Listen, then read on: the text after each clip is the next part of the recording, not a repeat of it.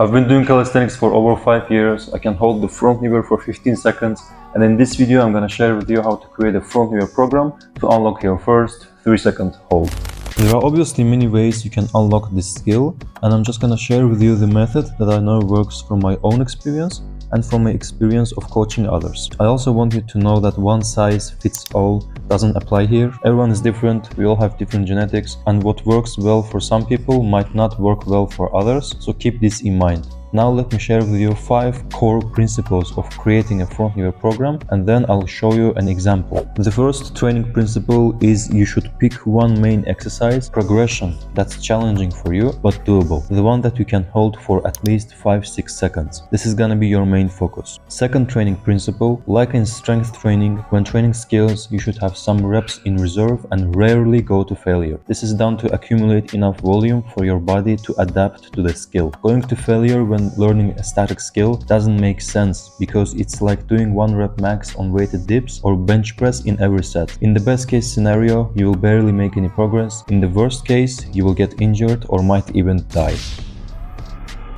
The third training principle, when training, your main priority should be doing static holds over dynamics. If you want to learn a static skill, you need to do statics. It doesn't mean that you shouldn't do dynamics, you should, but the priority is statics. This applies when you are just learning the front lever, and if you are watching this video, you probably are. The fourth principle, no random workouts when you feel like working out. Sure, sometimes when you feel fresh, you can do some greasing the groove, that's fine, but it shouldn't turn into an intense 1-hour workout. It's much better to have a systematic approach and know when you are training than just train whenever you feel like training, do some random exercises and call it a day. Working out when you feel like working out might be good advice for someone who's genetically gifted, but it's terrible advice for someone who isn't. When it comes to it, I generally follow the 80-20 rule. 80 to 90% of the time I follow the program, and I leave the other 10-20% to do what I feel like doing and to experiment. Fifth principle, progressive overload. You should have a program, know what you did this week and do more in the next week. Crazy, I know, but most people aren't doing it. That's why they don't progress as much. I mean, bro, how can you expect to progress if you don't know what you are doing? Sure, you will progress when you train without structure, but sooner or later you will hit a plateau and will have no idea what to do. But don't worry, I got you.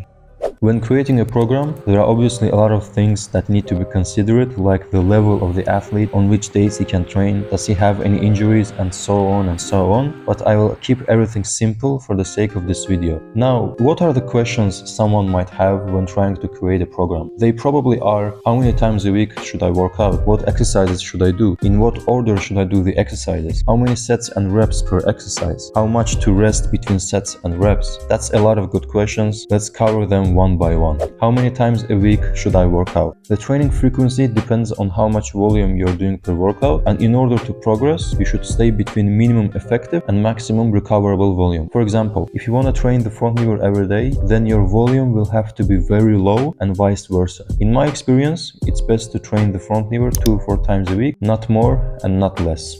How much rest between sets and reps? You're learning a skill. You're training for superhuman strength. You aren't trying to set world records, and you aren't training for endurance. Rest as much as you need in order to do the exercise with good form. I usually rest around 2-3 minutes between the skill work and 3-5 minutes when I'm doing heavy stuff like weighted pull-ups.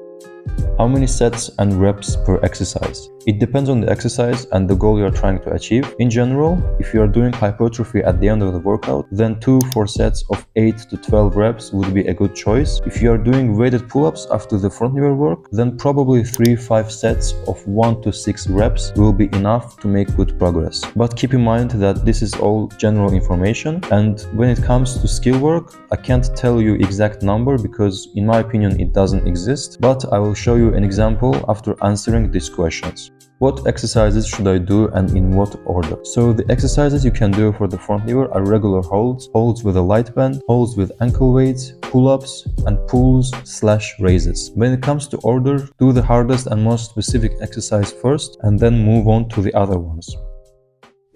Now let me show you the program that my client Rami used to go from advanced tuck to single leg front lever. Rami is a very disciplined person who could hold the advanced tuck for around 18 seconds at the time when he reached out to me, but he didn't know how to create a program to progress further. Here's the program I wrote for him based on the 5 training principles I covered at the beginning. As you can see, the program starts with the hardest and the most specific exercise, advanced tuck holds with ankle weights, a great exercise for someone who's good at advanced tuck but can't really open to single leg yet. The reason why I didn't include single legs in the beginning is because his single leg technique wasn't clean, so it made sense to take a step back and gain more strength. So he started with 5 sets of 5-second holds with 3 kg ankle weights, and he got to 5 sets of 10-second holds in around 3 months of work. After that we felt confident and started doing sets of single leg holds. So he did the most important and specific exercise shy of failure in the beginning, then he did some advanced tuck holds for extra volume, and after that he did some dragon flag raises in order to get a stronger core and understand the technique better. This was the skill part. After that he did weighted pull-ups for strength and 1 exercise for hypertrophy at the end of the workout, and as you can see he trained 3 times a week. Mondays and Fridays workouts were challenging while Wednesday was light. And by the way, if you would like to see all the 18 weeks of programs he followed that I wrote for him, you can check them in the description below. It's absolutely for free.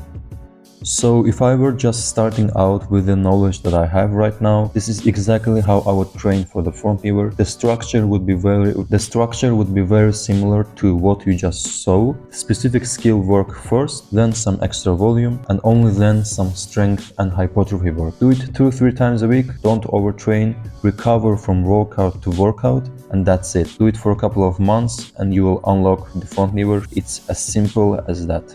If you found this video useful, like it so that it gets promoted, subscribe if you want to, and until next time.